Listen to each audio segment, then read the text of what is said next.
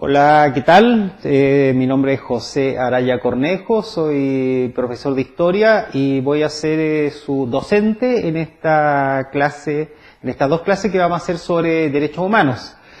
Aprovecho de saludar a aquellos amigos y amigas que ya estuvieron en las clases anteriores con nosotros y también decirles que vamos a hacer una primera clase introductoria recordando algunos conceptos básicos de derechos humanos, pero enfatizando algunas cosas como para lograr un nivel de especialización mayor y motivarlos, por supuesto, a que revisen información ustedes mismos sobre algunos temas que les puedan llamar la atención, porque al final de la clase y durante este proceso de formación ustedes se pueden conectar al chat justamente para hacer un diálogo y hacer comentarios y preguntas en relación a los temas que vamos a tratar en esta primera clase. Así que aprovechemos el tiempo y vamos directo al grano. Aquí hay algunas cosas que vamos a repetir con el fin de que las personas que están recién tomando este curso se puedan también como enterar de qué fue lo que vimos en las clases anteriores de derechos humanos. Partamos por un concepto básico. Este es el concepto básico que ustedes van a encontrar de Naciones Unidas sobre derechos humanos. Dice, los derechos humanos son derechos inherentes a todos los seres humanos sin distinción alguna de nacionalidad, lugar de residencia, sexo, origen nacional o étnico, color, religión, lengua o cualquier otra condición. ¿Qué significa esto? Que los derechos humanos finalmente ¿qué son? Son las condiciones básicas para que las personas y pueblos se desarrollen integralmente en libertad. Y resalté la idea de pueblos porque el derecho avanzado en materia de derechos humanos también considera ahora también una legislación particular que nosotros acá en Chile vemos notoriamente en la discusión que tenemos sobre los pueblos indígenas.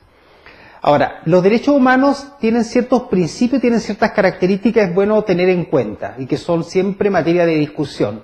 Un principio es la libre determinación. ¿Qué significa esto? Que se reconoce que cada Estado o cada pueblo finalmente tiene el derecho de decidir sus lógicas de desarrollo social, económico e incluso de formas en que se determina finalmente el funcionamiento de la política interna. Eso es finalmente un derecho que distintos pueblos han alegado en distintos momentos de la historia con el fin de decir, mira, nosotros tenemos el derecho de nuestra libre determinación, que es lo que pudieron haber dicho nuestros antepasados cuando se hizo el proceso de la conformación de la República de Chile, y le dijeron a la colonia española, miren, nosotros vivimos acá y nosotros tenemos el derecho a determinarnos por nuestra cuenta. Y finalmente decidimos crear el Estado de Chile.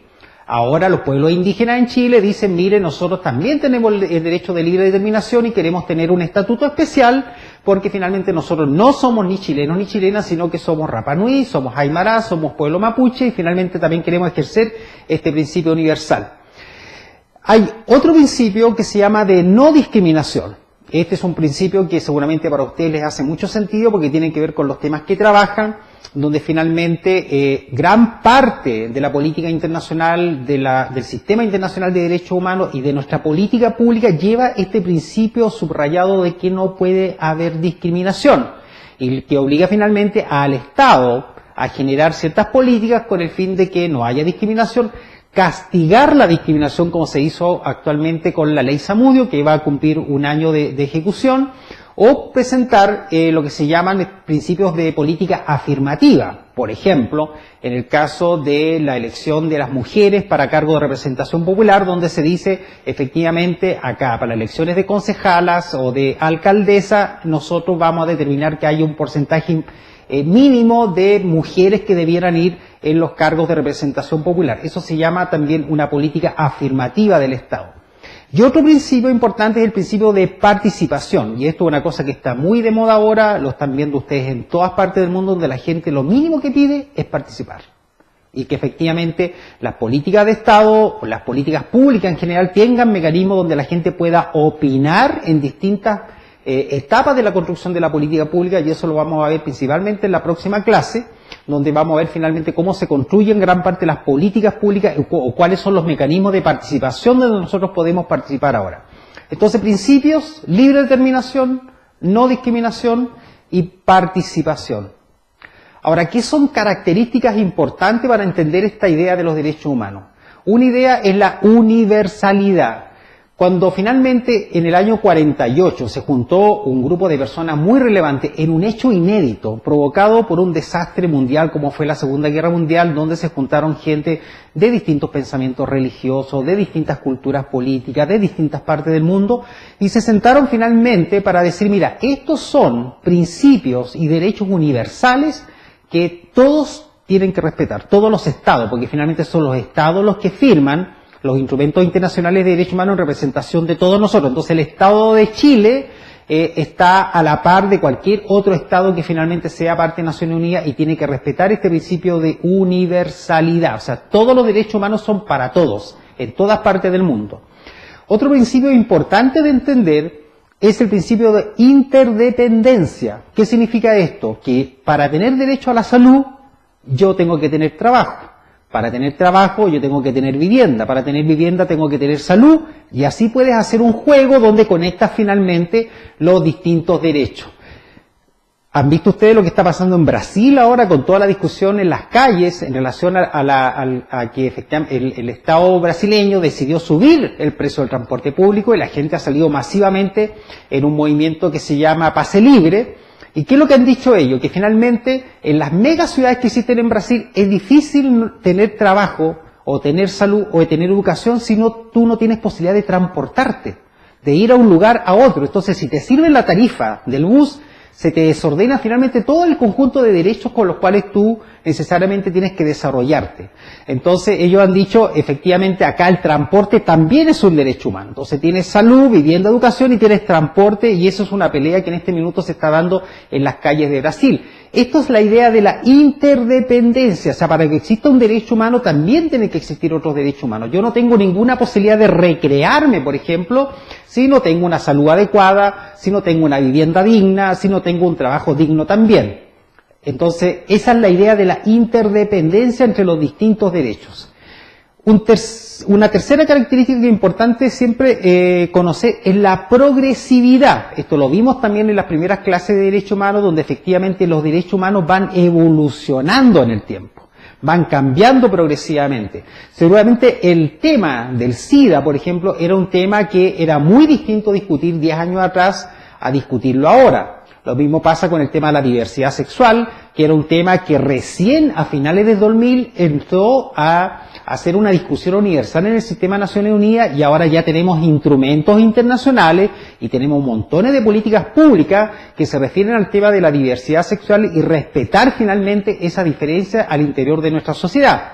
Si ustedes miran para atrás Chile solamente, eso era un tema que hace 5 años era bastante tabú, hace 10 años era un tema casi invisible y ni siquiera hablar de mucho más atrás. Entonces, los derechos siempre van progresando, siempre van cambiando. El tema de la vivienda también. Antes las viviendas tenían 10 metros cuadrados, después las viviendas tenían 20 metros cuadrados, después las viviendas tenían 30 metros cuadrados, después tenían, era un espacio más grande, además con servicios públicos, además con servicios asociados finalmente a una serie de otros derechos, por ejemplo, tener una escuela, tener una posta.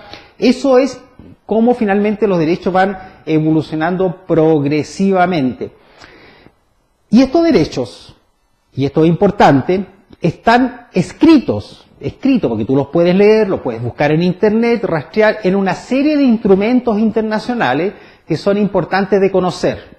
No te voy a pedir que los leas todos, pero bueno, si tienes la posibilidad y te gusta leer, por lo menos léete algunos instrumentos básicos. La Declaración Universal de Derechos Humanos, esa es como la piedra fundamental, es el documento que se firmó el año 48 y que dio inicio finalmente a todo esto que nosotros conocemos como el Sistema Internacional de Derechos Humanos, algo fundamental para entender la política en este minuto en cualquier parte del mundo. Es lo que se discute finalmente en Medio Oriente, lo que se discute en Asia, lo que se discute en Centroamérica, sobre finalmente cómo los estados se comprometen con una serie de derechos que finalmente logran que las personas puedan desarrollarse en dignidad. Y también pasa con el tema de los pueblos. La Declaración Universal es el instrumento fundamental. Si tienes la posibilidad de leerlo, son 30 artículos donde está desde el derecho a la vida, pasando por el derecho a la participación, al derecho al trabajo, al derecho a la salud, y aquellos derechos que finalmente son los que siempre nosotros estamos escuchando y que son los más importantes para nosotros.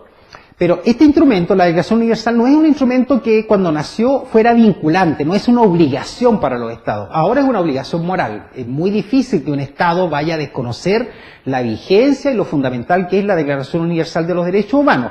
Pero hay otros instrumentos que sí son obligatorios. Los dos principales son el Pacto de Derechos Civiles y Políticos, y ustedes verán ahí que justamente lo que contienen son los derechos civiles y políticos, el derecho a la vida, el derecho a la integridad psíquica y física, el derecho a la participación, el derecho a la organización, el derecho a tener un territorio o el derecho a tener una nacionalidad, son todos derechos civiles y políticos. Y también está el Pacto de Derechos Económicos, Sociales y Culturales, donde obviamente están el derecho a la sindicalización, el derecho al trabajo, el derecho a la educación, el derecho a la salud y una serie de derechos sociales que nosotros finalmente comentamos ahora como si fuera lo más natural del mundo, pero que esto estamos hablando de instrumentos que recién nacieron en la década del 60. O sea, hace poquito tiempo atrás estos temas no eran finalmente derechos que estaban reconocidos para los estados para todas las personas. Y finalmente los estados que lo han ido reconociendo, finalmente les cuesta avanzar en que estos derechos efectivamente se han instalado en la política pública de una manera que cualquier persona, tú o yo, pueda acceder a ello. También existen instrumentos importantes que son regionales. Está todo el sistema de derechos humanos de África, está todo el sistema de derechos humanos de Europa, que es el más avanzado, y nosotros tenemos un sistema propio que es la Comisión Interamericana de Derechos Humanos, que está basado en un primer instrumento muy importante que se llama Convención Americana de los Derechos del Hombre, donde se bajan a nivel regional, en este caso para las Américas, los mismos principios universales que nosotros ya podemos ver en la Declaración Universal.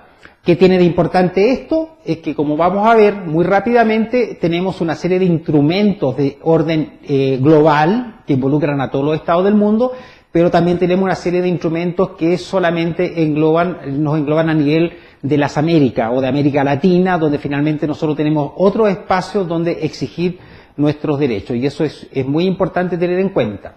Ahora, dentro de los instrumentos de derecho humano también hay otros instrumentos que tienen que ver con convenios específicos o pactos específicos que la gente a veces no reconoce como de derecho humano porque en ninguna parte dice derecho humano.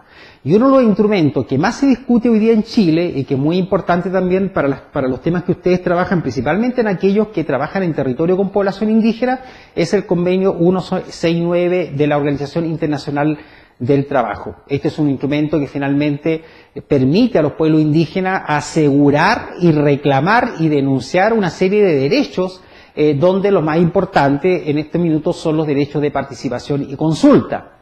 ¿Por qué es importante esto? Como lo vamos a ver en la próxima clase, cuando nosotros discutimos la construcción de políticas públicas específicas. Por ejemplo, una política de salud en una región determinada.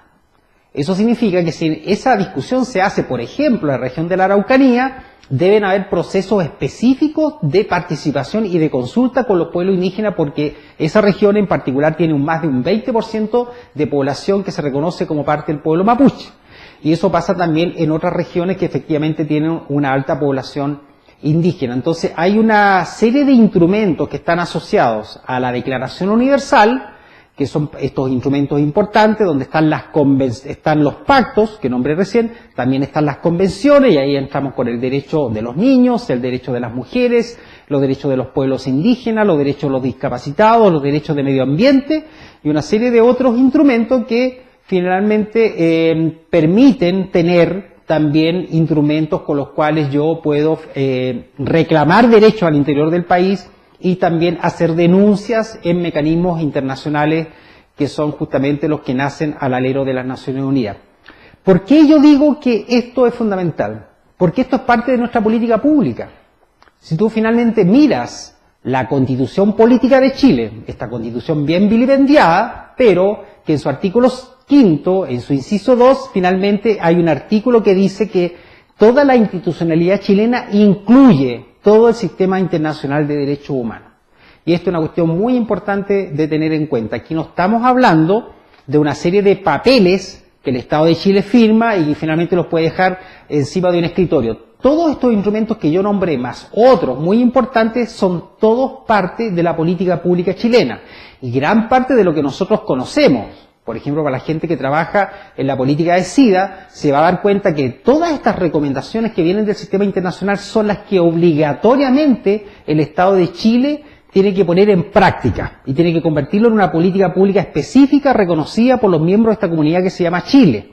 Y si eso no se hace, yo tengo la posibilidad no solamente de denunciar al Estado de Chile al interior de una serie de mecanismos locales, sino que también tengo una instancia internacional donde yo puedo efectivamente decir, mira, esto no se está haciendo, o esto se está haciendo mal, o esto se está haciendo bien, cuando efectivamente uno quiere valorar una práctica que efectivamente se podría copiar en otro país.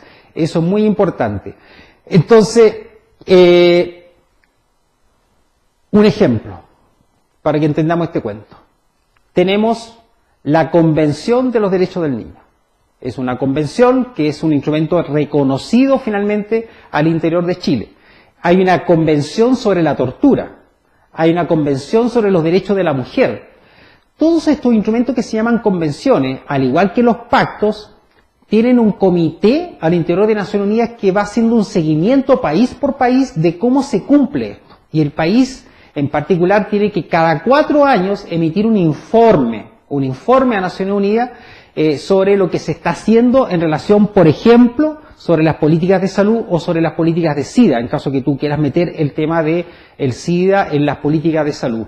Eso significa que cada 4 años tú tienes la posibilidad de conocer el informe que hace el Estado, pero también tienes la posibilidad de hacer tu propio informe desde tu propia organización. Y finalmente pedirle a este comité de expertos que evalúa lo que está haciendo Chile, decirle, mire, esto es lo que dice el Estado de Chile, pero esto es lo que digo yo, compare, si aquí está la cosa está funcionando bien, está funcionando mal, porque eso genera recomendaciones que tú después le puedes hacer un seguimiento para decir, mire, efectivamente Naciones Unidas a usted lo aplaudió por estas cosas, pero lo criticó por otra y le está pidiendo que cambie esto, que cambie esto. Por ejemplo, un tema de mucha discusión desde 2011 hasta la fecha ha sido la situación de violencia policial en las calles producto de las manifestaciones. Esto lo revisa un comité que se llama Comité contra la Tortura y que le dice al Estado de Chile, mire, aquí hay muchos reclamos sobre abusos policiales, entonces usted tiene que mejorar la formación policial.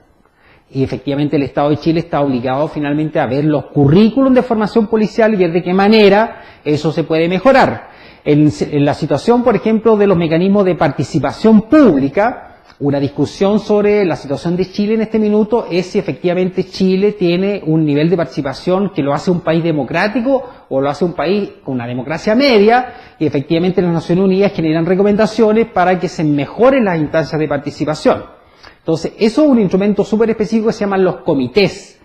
Hay otro instrumento que se llaman relatores, que son una persona, los comités son un grupo de expertos de distintos países, el relator es una persona que finalmente va revisando las denuncias o bien al país, en este caso un relator, hace poco estuvo en Chile la relatora sobre la vivienda, y ha venido también el relator sobre libertad de expresión. Y también estuvo hace un par de años el relator de la tortura. Entonces ellos vienen a ver in situ acá a reunirse con el Estado, con la sociedad civil y ver cuáles son las denuncias que hay, tomar los testimonios directos y finalmente también generar recomendaciones para la situación que está ocurriendo acá en Chile.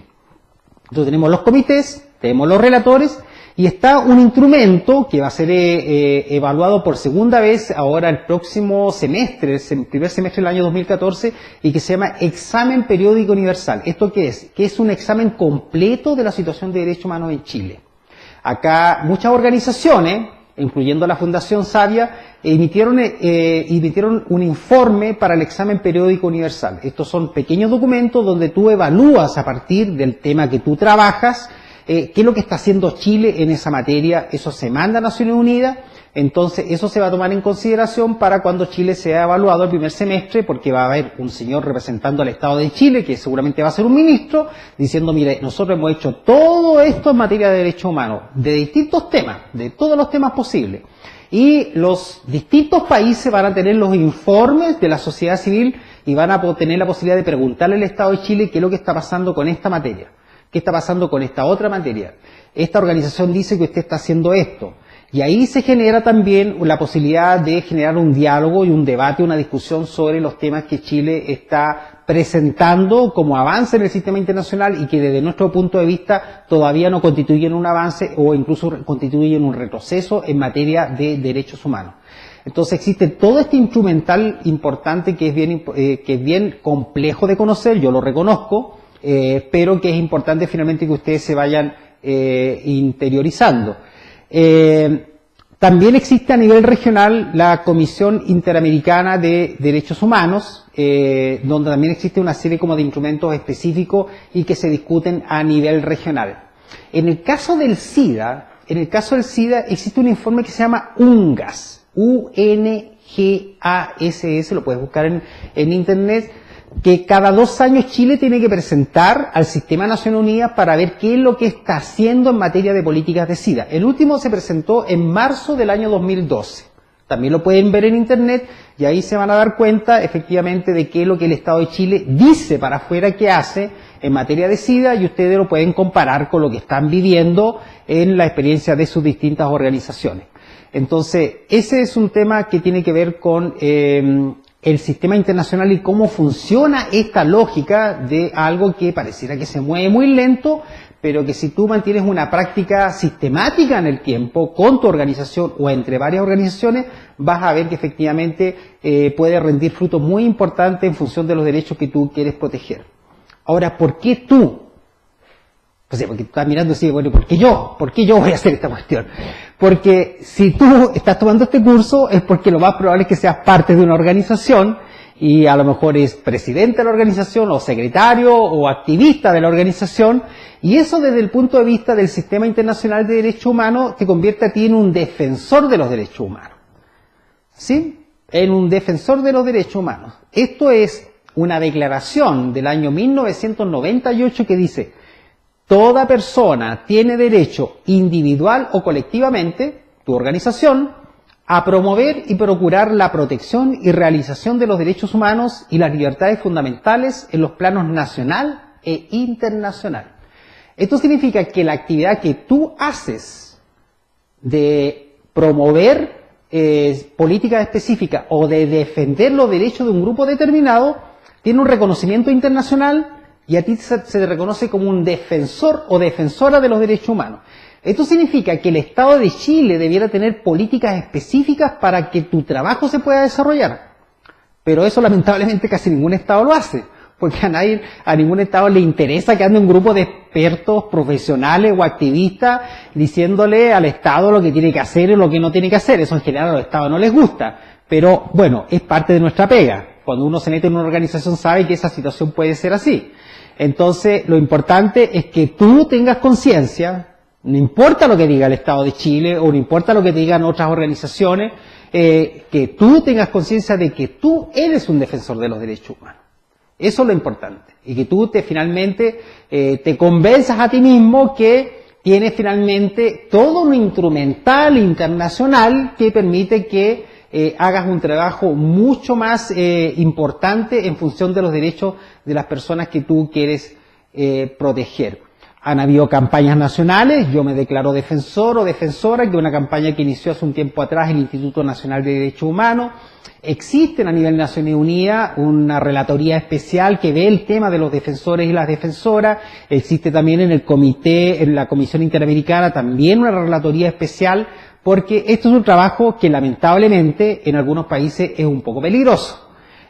Para la gente que hace trabaja con temas de derechos de los sindicatos, o derechos de medio ambiente, o derechos de pueblos indígenas. Acá en Chile también a veces llegan denuncias muy importantes de activistas que dicen, miren, acá la policía me detuvo, o la policía me pegó porque yo andaba acá defendiendo los derechos de la gente, o me trataron mal, o me discriminaron porque yo efectivamente fui a presentar un reclamo con la autoridad y porque efectivamente yo trabajo en estos temas, no me quisieron escuchar y yo sentí que me discriminaron. Entonces efectivamente ahí hay que hacer las denuncias específicas y están estos canales internacionales, además de la legislación interna, con algunos mecanismos de protección con los cuales tú puedes reclamar. Resumamos. ¿Qué es lo importante? No importa que te hayas olvidado de todas las cosas que yo he dicho, pero hay dos cosas que tú tienes que mantener y con eso seguramente recoger muchas cosas para atrás y revisar otras después en la bibliografía asociada que te vamos a entregar. Esta idea de los derechos humanos te convierte a ti en un sujeto de derecho universal. O sea, tú ya no eres solamente una persona que es chileno, chilena o mapuche o indígena, que está sujeto finalmente a una legislación de un país que se llama Chile, sino que está sujeto a una legislación internacional que se llama Sistema Internacional de Derechos Humanos. O sea, tienes un paraguas bastante más amplio de protección y además una cosa súper importante, te conecta con un montón de sujetos y sujetas de otros países del mundo que están haciendo lo mismo que haces tú. Eso es súper importante. Eso te da energía, te da alegría, te dan ganas como de seguir para adelante, porque esta cosa no solamente está ocurriendo en Chile, está ocurriendo en México, está ocurriendo en Uganda, está ocurriendo en Egipto, está ocurriendo en Rusia. En todas partes hay gente que finalmente está haciendo exactamente lo que tú haces. En mejores condiciones seguramente, otros en mucho peores condiciones, sino que anda a meterte a África a trabajar y te vas a dar cuenta que lo que haces tú es un tema súper complicado, porque hay perspectivas culturales distintas, porque hay dinámicas políticas distintas, entonces, pero esta idea de que tú eres un sujeto de derecho universal es una cosa clave que tenés que tenerla siempre presente. Cualquier persona que te diga, mira, en realidad esta cuestión de afuera no vale nada, eso es mentira. Este tema está tan desarrollado, está tan sujeto finalmente en la raíz de todas las instituciones y de todo el derecho internacional que efectivamente es una herramienta muy importante para el trabajo de nuestras organizaciones. ¿Cuál es el segundo tema para recordar? Que te entrega una perspectiva de trabajo y que se llama perspectiva de derechos, que me permite a mí medir, porque por ejemplo de repente uno dice, ya, hemos hecho tantas cosas, estamos todos los días haciendo actividades, seminarios, formación, vamos a monitorear finalmente lo que hacen al interior del hospital, vamos a todos los eventos que hace el gobierno. ¿Cómo sé yo finalmente si esta cosa avanza o no avanza? Fácil, cuando tú asumes esta perspectiva de derecho vas comparando lo que dice, lo que el Estado firmó, porque cuando firma una convención, el Estado está obligado a tratar de cumplir lo que dice esa convención. Entonces tú puedes comparar lo que es tu realidad inmediata, tu calidad de vida actual, con la calidad de vida que te dice que debiera ser el estándar internacional.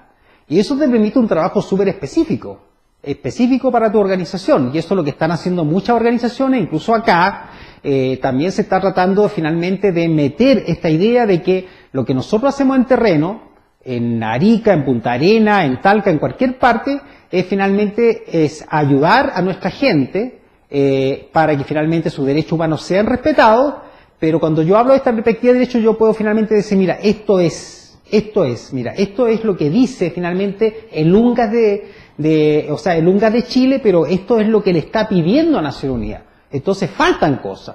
Hay cosas que falta aquí, falta en esto, falta en el hospital, falta en la política pública, falta en la atención, falta en la participación. Bueno, ¿cómo mido eso yo? Bueno, aquí tengo instrumentos con los cuales yo medir y la perspectiva de derechos es algo fundamental que me permite hacer esto.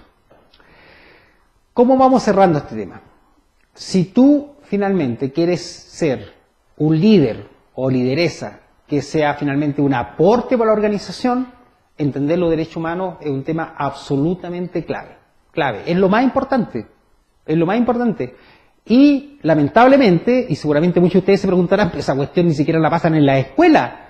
Obvio, hace mucho tiempo que en Chile la educación dejó de tener finalmente, o dejó de lado todas estas cosas que son importantes finalmente para que la gente entienda cómo se construye la política pública, porque pasamos de una dictadura a un sistema democrático donde dejamos de lado todos estos temas. Entonces, porque no le interesa que tú te metas, no le interesa que tú controles, no le interesa que tú sepas, no le interesa que tú participes.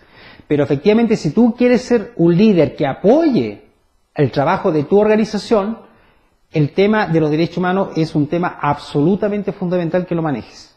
No significa que te manejes de memoria todos los instrumentos que yo te estoy nombrando, pero sí cuestiones básicas. Esta cosa finalmente de ser parte de un instrumental internacional que te permite un paraguas mucho más amplio de trabajo y de monitoreo de la política chilena, y también esta perspectiva de derecho que te permite a ti finalmente comparar si efectivamente el Estado de Chile está o no está cumpliendo lo que firma afuera, si lo está haciendo acá dentro del país. Eso es súper importante. Resumamos finalmente que son condiciones para el trabajo de una persona que está metido en una organización y que quiere cumplir un rol importante dentro de su organización. Información. Mantenerte informado. Leer siempre el diario, leer a través del internet y mantenerte informado finalmente sobre tu tema, principalmente sobre tu tema, mantenerte como al tanto de lo que está pasando.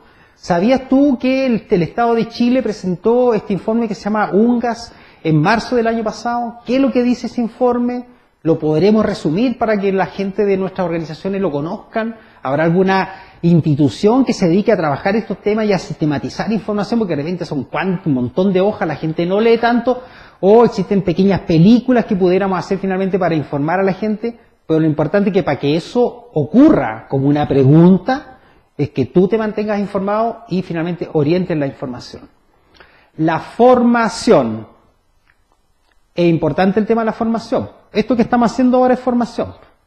Entonces, hay que tratar de tomar todos los cursos posibles, capacitaciones.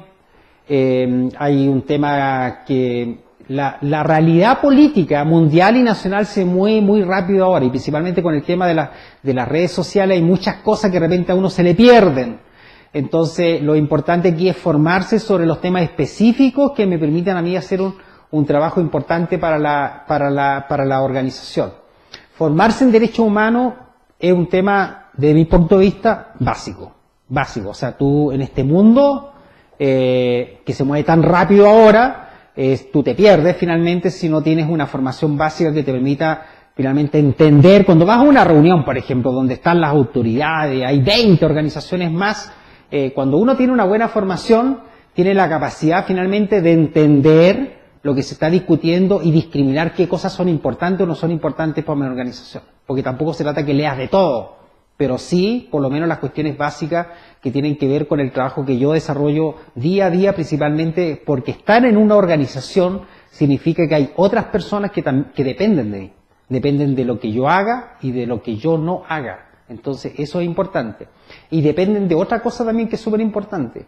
Depende de que yo tenga una opinión sobre el tema. Ustedes han ido seguramente a reuniones y se han encontrado que hay gente que va a casi todas las reuniones y nunca opina.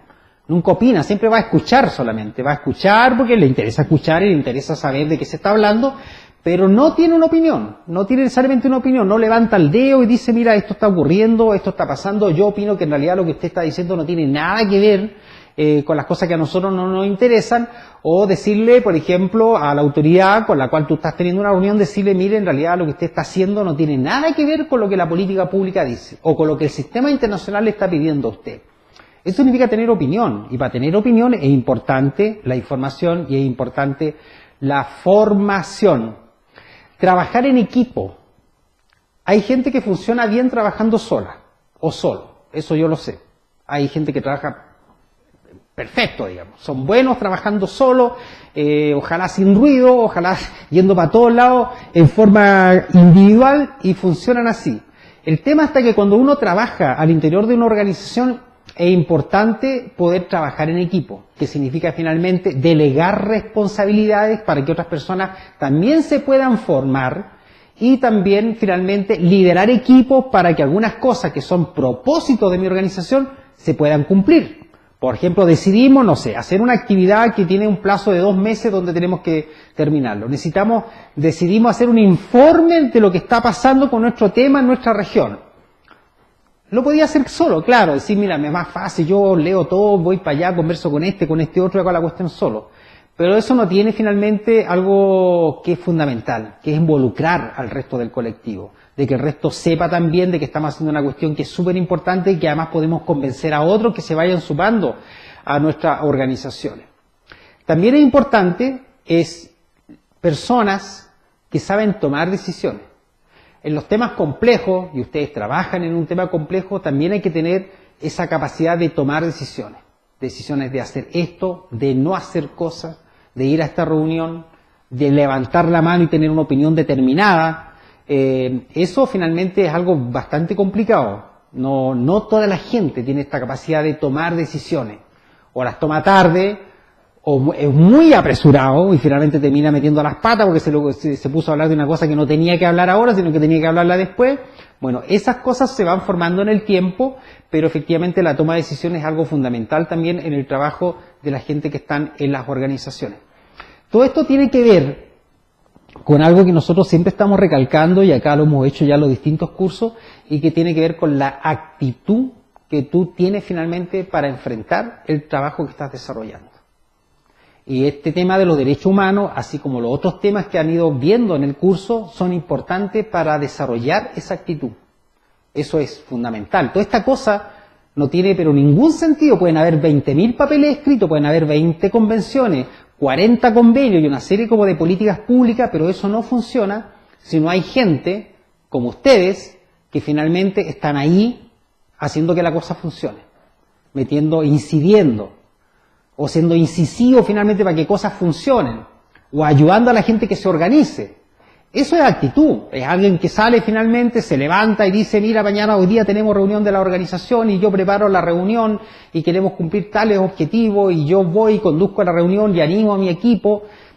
Todo eso finalmente tiene que ver con esta cosa que nosotros llamamos la actitud. Y el tema de los derechos humanos requiere finalmente de una actitud súper importante. ¿A qué nos lleva esto?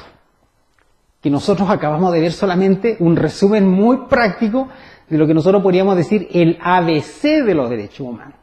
Y el ABC de los derechos humanos significa que finalmente tú te concentres en entender que efectivamente Chile es parte de una cosa que se llama planeta Tierra, que tiene un sistema universal de protección de los derechos humanos que está acordado entre todos los estados y que son obligaciones del país. Esto no son meras cuestiones que se firman por ahí, estas son todas las cosas, todas las políticas públicas de cualquier tema que tú vayas a leer en cualquier parte en este minuto, te vas a dar cuenta que cualquiera de esas políticas está conectada con algo que tiene que ver con el sistema internacional. Y eso es una cosa que tú tienes que manejar, por lo menos en el tema en el que tú estás trabajando. Eso es súper importante.